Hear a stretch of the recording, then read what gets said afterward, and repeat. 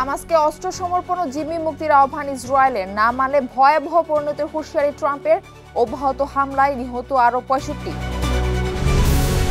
Trump Putin বৈঠকে ইউক্রেনকে না রাখায় ক্ষোভ জেলেনস্কির। রাশিয়ার উপর শুল্ক আরোপ সঠিক জানিয়ে মস্কোর উপর চাপ বাড়ানোর আহ্বান। এবং কাজের প্রতি স্বীকৃতি স্বরূপ ডেপুটি ইন্সপেক্টর পদে বাংলাদেশি বংশোদ্ভূত ব্যক্তির পদোন্নতি। সার্জেন্ট হলেন বাংলাদেশি জসিম মিয়া ও তুহিন খান।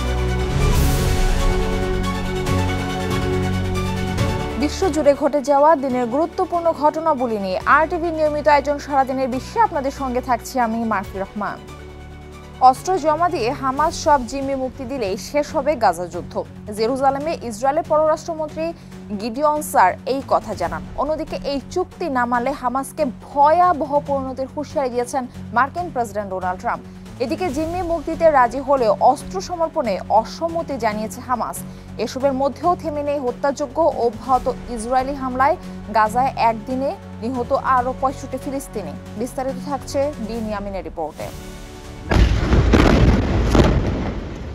গাজা উপত্যকার কেন্দ্রে হত্যা ও ধ্বংসযজ্ঞের মাত্রা আরও বাড়িয়েছে ইসরায়েল। এ পর্যন্ত অঞ্চলটির 64,000-এরও বেশি মানুষকে হত্যা করেছে দেশটির সেনারা। এছাড়া গাজা শহরের আরও একটি বহুতল ভবন ধ্বংস করেছে তারা। ফিলিস্তিনি কর্তৃপক্ষ জানিয়েছে এ কয়দিনে শহরের অর্ধশত ভবন ধ্বংস করেছে আইডিএফ বাহিনী। এর ফলে পরিবারের সঙ্গে আশ্রয় হারাচ্ছে নগরীর লাখ লাখ বাসিন্দা।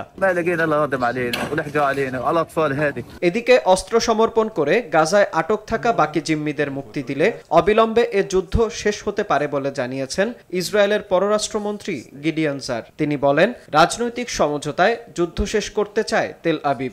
You cannot disconnect statehood from peace. অন্যদিকে ইসরায়েলি জিম্মিদের মুক্তি দিতে হামাসকে শেষবারের মতো সতর্কবার্তা দিয়েছেন যুক্তরাষ্ট্রের প্রেসিডেন্ট ডোনাল্ড ট্রাম্প। রোববার সামাজিক যোগাযোগ মাধ্যমে জিম্মিদের মুক্তির জন্য হামাসকে চুক্তিতে আসতে জোর দেন তিনি। তার শর্ত না মানলে সংগঠনটিকে কঠোর পরিণতির হুমকিও দেন ডোনাল্ড ট্রাম্প। অন্যদিকে গাজা থেকে ইসরায়েলি বাহিনী প্রত্যাহারের শর্তে জিম্মিদের ছেড়ে দেওয়ার প্রতিশ্রুতি ব্যক্ত করেছেন হামাসের জ্যেষ্ঠ কর্মকর্তা বাসেম নাইম। তবে অস্ত্র সমর্পণে অসম্মতি জানিয়েছে হামাস। نحن معنيين بأن يخرج مشهد بأننا حركة تحرر وطني تحترم الإنسان وقيمة الإنسان। এছাড়া যুক্তরাজ্যের প্রধানমন্ত্রী কিয়ার স্টারমারকে গাজায় গণহত্যা বন্ধে আইনি পদক্ষেপ নেয়ার আহ্বান জানিয়েছেন বিশ্বখ্যাত পরিবেশ কর্মী Greta Thunberg. Attacked and kidnapped by Israel. Binyamin, RTV. এদিকে গাজায় জিম্মি থাকা ইসরায়েলিদের মুক্তি দিতে ফিলিস্তিনের স্বাধীনতাকামী সংগঠন হামাসকে শেষবারের মতো সতর্ক করেছে মার্কিন প্রেসিডেন্ট ডোনাল্ড ট্রাম্প।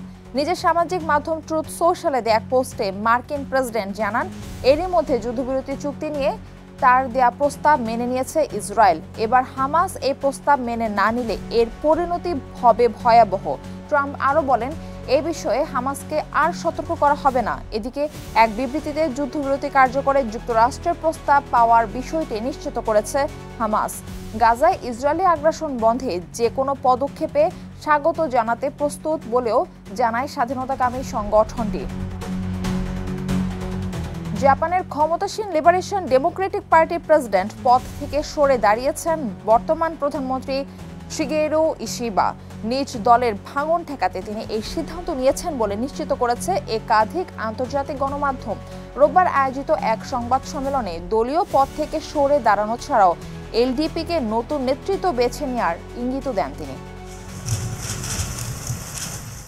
জাপানের ক্ষমতাসীন লিবারেশন ডেমোক্রেটিক পার্টির প্রেসিডেন্ট পদ থেকে সরে দাঁড়িয়েছেন বর্তমান প্রধানমন্ত্রী শিগেরু ইশিবা। নিজ দলের ভাঙ্গন ঠেকাতে তিনি এ সিদ্ধান্ত নিয়েছেন বলে নিশ্চিত করেছে একাধিক আন্তর্জাতিক গণমাধ্যম।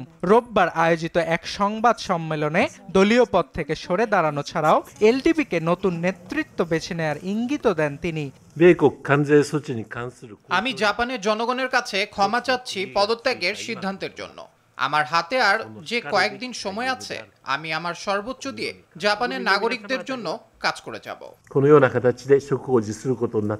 তবে নতুন নেতৃত্ব না আসা পর্যন্ত জাপানের প্রধানমন্ত্রীর পদ সামলাবেন ইশিবা। এদিকে তার পদত্যাগের পর থেকে জাপান সহ আন্তর্জাতিক মিডিয়াগুলোতে শোনা যাচ্ছে কয়েকজনের নাম, যারা হতে যাচ্ছেন ইশিবার সম্ভাব্য বিকল্প। তবে এ প্রক্রিয়াতে রয়েছে কিছু জটিলতা। শুরুতে প্রধানমন্ত্রী পদে আগ্রহীদের লিবারেশন ডেমোক্রেটিক পার্টির সভাপতি পদে নির্বাচিত হতে হবে। এরপর নতুন নেতাকে পেতে হবে দেশটির পার্লামেন্ট সদস্যদের আস্থা ভোট।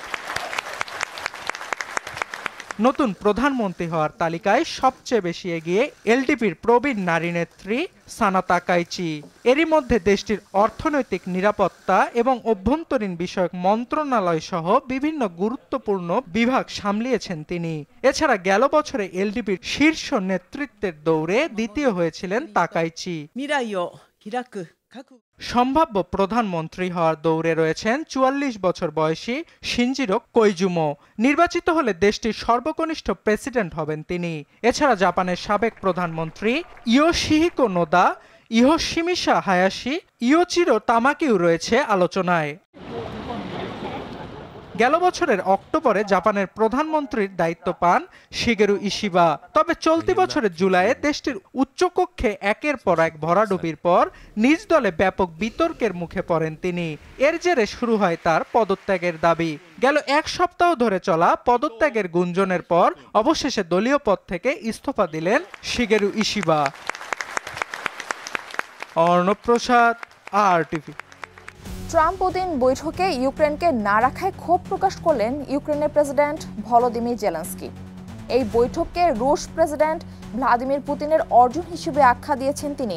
বলেছেন, ইউক্রেনকে বাদ দিয়ে অনুষ্ঠিত বৈঠক আসলে পুতিনের চাওয়া পূরণ করেছে। রোববার রাতে এক প্রতিবেদনে এই তথ্য জানিয়েছে বার্তা সংস্থা ABC। এদিকে রাশিয়ার সঙ্গে ব্যবসা চালিয়ে যাওয়া দেশগুলোর উপর যুক্তরাষ্ট্রের শুল্ক আরোপকে সঠিক পদক্ষেপ হিসেবে আখ্যা দিয়ে মস্কোর উপর আরও চাপ বাড়ানোর আহ্বান জানান জেলেনস্কি। অস্ট্রেলিয়ায় বিষাক্ত মাশরুম খাইয়ে ৩ জন আত্মীয় হত্যার অভিযোগে দোষী সাব্যস্ত এরিন প্যাটারসনের যাবজ্জীবন কারাদণ্ড ঘোষণা করা হয়েছে। সোমবার দেশটির আদালতে এই রায় ঘোষণা করা হয়। এই তথ্য নিশ্চিত করেছে আন্তর্জাতিক বার্তা সংস্থা BBC। এদিকে ৩৩ বছর আগে তার প্যারোলে মুক্তি পাওয়ার কোনো সুযোগ নেই বলে জানিয়েছেন আদালতের বিচারক। অন্যদিকে বিশ্বের নানা প্রান্তের মানুষদের মধ্যে এই মামলা নিয়ে আগ্রহ সৃষ্টি হলেও হত্যার উদ্দেশ্য এখনো পর্যন্ত জানা যায়নি। যুক্তরাষ্ট্রে বাংলাদেশি বংশোদ্ভূত ব্রিগেডিয়ার জেনারেল শরীফুল এম খানকে আয়রন ডোম প্রকল্পের পরিচালক হিসেবে নিয়োগ দিয়েছে পেন্টাগন। গেল ৩০ জুন ব্রিগেডিয়ার জেনারেল পদে পদোন্নতি পাওয়ার পর এই দায়িত্বে নিয়োগ পান তিনি। মার্কিন সেনাবাহিনীর অফিসিয়াল ওয়েবসাইটে এই তথ্য নিশ্চিত করা হয়েছে। এদিকে গেল ২০ আগস্ট নতুন পদে শরীফুল এম খানের অভিষেক অনুষ্ঠান হয়েছে বলে সামাজিক মাধ্যম এক্সে দেয়া এক পোস্টে জানিয়েছেন যুক্তরাষ্ট্রের সাবেক রাষ্ট্রদূত এম ওসমান সিদ্দিক। তার তত্ত্বাবধানে প্রকল্পটি দেশটির আকাশ প্রতিরক্ষা সক্ষমতাকে আরও শক্তিশালী করবে বলে মনে করছেন বিশ্লেষকরা। এদিকে পেশাদারিত্বে দক্ষতা, মেধা ও কাজের প্রতি সর্বোচ্চ স্বীকৃতিস্বরূপ ডেপুটি ইন্সপেক্টর পদে পদোন্নতি পেয়েছেন নিউ ইয়র্ক সিটি পুলিশের ক্যাপ্টেন কারাম চৌধুরী। তিনি বাংলাদেশি আমেরিকান পুলিশ অ্যাসোসিয়েশন বাপার সাবেক প্রেসিডেন্ট। এছাড়া সার্জেন্ট পদে পদোন্নতি পেয়েছেন বাংলাদেশি আমেরিকান পুলিশ অ্যাসোসিয়েশনের কো ট্রেজারার জসিম মিয়া এবং তুহিন খান। যুক্তরাষ্ট্র প্রতিনিধি SM কবিরের তথ্যচিত্রে বিস্তারিত জানাচ্ছেন বিন মিয়ামিন। নিউ ইয়র্ক সিটির পুলিশ সদর দপ্তরের অডিটোরিয়ামে এক জমকালো অনুষ্ঠানে পদোন্নতির সম্মাননা পেয়েছেন ৩ বাংলাদেশি কর্মকর্তা। অনুষ্ঠানে প্রধান অতিথি ছিলেন শহরের পুলিশ কমিশনার জেসিকা টিশ। তাৎক্ষণিক প্রতিক্রিয়ায় ডেপুটি ইন্সপেক্টর হিসেবে পদোন্নতি পাওয়া কারাম চৌধুরী জানান, এই সাফল্য বাংলাদেশি কমিউনিটির নতুন প্রজন্মকে অনুপ্রাণিত করবে। It's wonderful, getting promoted. It's a proud moment for me, for my community, and especially for my family. This is all about them.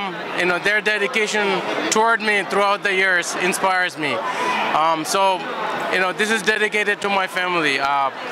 Thank you everyone that came here and celebrating with me. I truly appreciate it.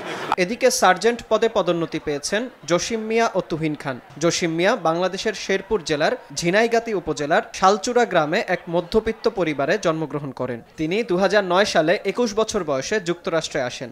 আমি আজকে খুবই proud, খুবই গর্বিত এরকম বাঙালিরা আরও ভবিষ্যতে ভালো করবে এই প্রত্যাশা রাখি। অন্যদিকে 2017 সালে নিউ ইয়র্ক পুলিশ বিভাগে যোগদান করেন সার্জেন্ট তুহিন খান। হার্লেমের 32তম প্রিসিংকট থেকে নিউ ইয়র্ক পুলিশে তার কর্মজীবন শুরু। এরপর ম্যানহাটনের ইস্ট ভিলেজে 9ম প্রিসিংকটে স্থানান্তরিত হন এবং পরবর্তীতে পুলিশ বিভাগের স্ট্র্যাটেজিক রেসপন্স গ্রুপ SRG'র সাথে কাজ করেন। তুহিন সিলেটের মৌলভীবাজারের রাজনগরে জন্মগ্রহণ করেন।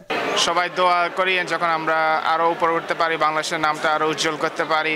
ইনশাআল্লাহ আপনাদের দোয়াতে আমরা সবাই আরো উপরে উঠতে পারবো। এদিকে deputy inspector Karam Chowdhury, sergeant Tuhin Khan ও সার্জেন্ট জসিম মিয়ার পদোন্নতিতে অভিনন্দন জানিয়েছেন বাংলাদেশি আমেরিকান পুলিশ অ্যাসোসিয়েশন বাপার প্রেসিডেন্ট সার্জেন্ট এরশাদুর সিদ্দিকী ও vice president captain AKM Alam. After 5 years, they work hard. They as a police officer, they got a promotion exam, so they took the opportunity to go up. So they become promoted today, become sergeant. Also, we have another good news. Our brother Bapa's ex-president, 2 times he was our president, Bangladesh American Police Association. The সংগঠনটা আপনারা ভালো করে জানেন যারা দেখছেন, এবং সেই সংগঠনের president ছিল, সে আজকে ডেপুটি ইন্সপেক্টর পদে পদোন্নীত হয়েছে। আপনারা জানেন এক্সিকিউটিভ পদ শুরু হয় ক্যাপ্টেন থেকে, তারপর DI। This is very prestigious একটা পজিশন। আমরা সবাই আনন্দিত কারাম চৌধুরী যে এই র্যাঙ্কটা পাবে, এবং ফাইনালি আমরা পেয়েছি। এবং 3 জন সার্জেন্ট বাংলাদেশি সার্জেন্ট হয়েছে আজকে, সাইদ, তারপর হচ্ছে তুহিন খান এবং আমাদের জসিম মিয়া, আমাদের এক্সিকিউটিভ বোর্ড মেম্বার। বিনয়ামিন, RTV। বিশ্বব্যাপী বিনিয়োগ বাড়াতে আন্তর্জাতিক মেলা আয়োজন করছে চীন। আজ থেকে শুরু হয়ে মেলাটি চলবে আগামী 11 সেপ্টেম্বর পর্যন্ত। এতে থাকবে 70টিরও বেশি বিনিয়োগ ভিত্তিক ইভেন্ট, অনুষ্ঠিত হবে 100-এরও বেশি রোড শো। চীনের বাণিজ্য মন্ত্রণালয়ের আয়োজনে হওয়া এই মেলার গোড়াপত্তন 1997 সালে। আরও জানাচ্ছেন ইমতিয়াজ আহমেদ। চীনের ফুজিয়ান প্রদেশের পূর্বাঞ্চলের শহর সিয়ামেনে শুরু হচ্ছে 25তম China international fair for investment and trade. আন্তর্জাতিক এই মেলা 8 সেপ্টেম্বর শুরু হয়ে চলবে 11 সেপ্টেম্বর পর্যন্ত। এক সংবাদ সম্মেলনে তথ্য নিশ্চিত করেন চীনের উপ বাণিজ্য মন্ত্রী লিং জি। এ সময় তিনি জানান, প্রায় 1,20,000 বর্গমিটার জায়গা জুড়ে 4 দিন ব্যাপী অনুষ্ঠিত এ মেলায় 70-এরও বেশি বিনিয়োগ ভিত্তিক ইভেন্ট এবং 100-এরও বেশি রোড শো অনুষ্ঠিত হবে। এবারের মেলায় যুক্তরাজ্যকে অতিথি হিসেবে সম্মান জানানো হয়েছে। এতে এ পর্যন্ত 110টির বেশি দেশ, অঞ্চল ও আন্তর্জাতিক সংস্থা অংশগ্রহণের জন্য নিবন্ধন করেছে, আর এর মধ্যে 51টি দেশ ও অঞ্চল নিজস্ব প্রদর্শনী আয়োজন করবে। ফুজিয়ান প্রদেশের উপগভর্নর ওয়াং চিনফু জানান, এবারে China international fair for investment and trade হবে বেল্ট অ্যান্ড রোড ইনিশিয়েটিভে অংশগ্রহণকারী দেশ ও অঞ্চলের মধ্যে সহযোগিতার এক সেতু বন্ধন, যা পারস্পরিক সম্পর্কের দৃঢ়তা ও ব্যবহারিক সহযোগিতা জোরদার করবে। চীনে 1997 সালে প্রথমবার শুরু হয় এই মেলা, যার আয়োজক দেশটির বাণিজ্য মন্ত্রণালয়। ইমতিয়াজ আহমেদ, RTV। সংবাদ শেষ করব লাল বর্ণের চন্দ্রগ্রহণের খবর দিয়ে। আকাশে এক লাল বর্ণের চাঁদের সাক্ষী হলো পুরো বিশ্ব। রোববার মধ্যরাত থেকে আকাশ জুড়ে ফুটে ওঠে এক বিরল মহাজাগতিক চন্দ্রগ্রহণের দৃশ্য, যা ব্লাড মুন নামে পরিচিত। পৃথিবীর ছায়ায় ঢাকা পড়ে চাঁদ, আর ধীরে ধীরে নিজের উজ্জ্বলতা হারিয়ে রূপ নেয় রক্তিম আভায়। প্রায় 82 মিনিট স্থায়ী হওয়া এই গ্রহণ বিশ্বের বিভিন্ন প্রান্ত থেকে স্পষ্টভাবে দেখা যায়। বাকিটা জানাচ্ছেন ইমতিয়াজ আহমেদ। রাতের আকাশ জুড়ে ছড়িয়ে পড়ে এক স্বর্গীয় দৃশ্য। পৃথিবীর ছায়ায় ঢাকা পড়ে ধীরে ধীরে লালচে রং ধারণ করে চাঁদ, যা বিশ্বজুড়ে ব্লাড মুন নামে পরিচিত। রোববার মধ্যরাত থেকে শুরু হয় এই মহাজাগতিক আয়োজন। প্রায় 82 মিনিট স্থায়ী এ পূর্ণ চন্দ্রগ্রহণের দিকে নজর ছিল বিশ্বের কোটি কোটি মানুষের। চীনের বেজিং থেকে ভারতের মুম্বাই, আর আফ্রিকার পশ্চিম প্রান্ত থেকে অস্ট্রেলিয়ার সিডনি, সারা বিশ্বের অসংখ্য চোখে ধরা পড়ে রক্তিম চাঁদের মোহনীয় এরূপ। এর আগে আমি কখনো ব্লাড মুন দেখিনি। এটি ছিল এক অসাধারণ অভিজ্ঞতা। প্রথমে আমার মনে হচ্ছিল কিছুই হচ্ছে না, একেবারেই লাল ছিল না যেভাবে বলা হয়েছিল, কোনোভাবেই লাল দেখাচ্ছিল না। কিন্তু রাত 8:30 নাগাদ আসে সেই জাদুকরী মুহূর্ত। ভারতের দিল্লি, চেন্নাই আর বেঙ্গালুরুর বাসিন্দারা ছাদে দাঁড়িয়ে, কেউ বা দাঁড়িয়ে টেলিস্কোপ হাতে, কেউ আবার মোবাইল ফোনে ধরে রাখেন রক্তিম এই মুহূর্তকে। আমেরিকায় গত কয়েক বছরে যখনই চন্দ্রগ্রহণের কথা বলা হয়, আমি ছবি তোলার চেষ্টা করেছি, কিন্তু শহরে অতিরিক্ত আলো থাকায় কখনোই ভালোভাবে দেখা সম্ভব হয়নি। তবে সৌভাগ্যবশত এবার আমি কেনিয়ার ন্যাশনাল পার্কে ঘুরতে এসেছি, আর এখানে দাঁড়িয়ে চাঁদের এক অন্যরকম সৌন্দর্য দেখেছি। মধ্যপ্রাচ্যের আকাশেও ধরা দেয় পূর্ণ চন্দ্রগ্রহণের এই সৌন্দর্য। দুবাইয়ে আয়োজন করা হয় বিশেষ এক পর্যবেক্ষণ ক্যাম্প। বুর্জ খলিফাকে পেছনে রেখে ব্লাড মুন ক্যামেরাবন্দি করতে ব্যস্ত ছিলেন দেশি বিদেশি ফটোগ্রাফাররা। জেরুজালেমের পুরনো শহরের গায়েও পড়েছিল রক্তিম চাঁদের আভা, যা মুহূর্তে ছড়িয়ে পড়ে সামাজিক মাধ্যমে। আঙ্কারার আকাশে চাঁদের সামনে দিয়ে উড়ে যাওয়া বিমান যেন বাড়িয়ে দিয়েছিল দৃশ্যের নাটকীয়তা। অন্যদিকে অস্ট্রেলিয়া সিডনিতেও দেখা মেলে একই দৃশ্য। তবে ভৌগোলিক অবস্থানের কারণে এই অভিজ্ঞতা থেকে বঞ্চিত হন উত্তর আমেরিকার বাসিন্দারা। এমন দৃশ্য উপভোগ করতে উত্তর আমেরিকার বাসিন্দাদের অপেক্ষা করতে হবে 2026 সালের মার্চ পর্যন্ত। 3 বছর পর জাপানে এই প্রথম পূর্ণ চন্দ্রগ্রহণ দেখা যায়, আর তাই স্থানীয় পর্যবেক্ষণ কেন্দ্রগুলোতে ছিল উপচে পড়া ভিড়। চন্দ্রগ্রহণ ঘিরে নানা কুসংস্কার থাকলেও জ্যোতির্বিদরা বলছেন এটি কোনো অশুভ লক্ষণ নয়, বরং এটি এক মহাজাগতিক বিস্ময়। এমন দৃশ্য যে বারবার আসে না, সেটি যেন প্রমাণ করে গেল blood moon. Imtiaz Ahmed, RTV। আর এরই সাথে শেষ করছি সারাদিনে বিশ্ব। RTVর সাথে সংযুক্ত থাকুন, মতামত জানান RTVর সামাজিক যোগাযোগ মাধ্যমগুলোতে।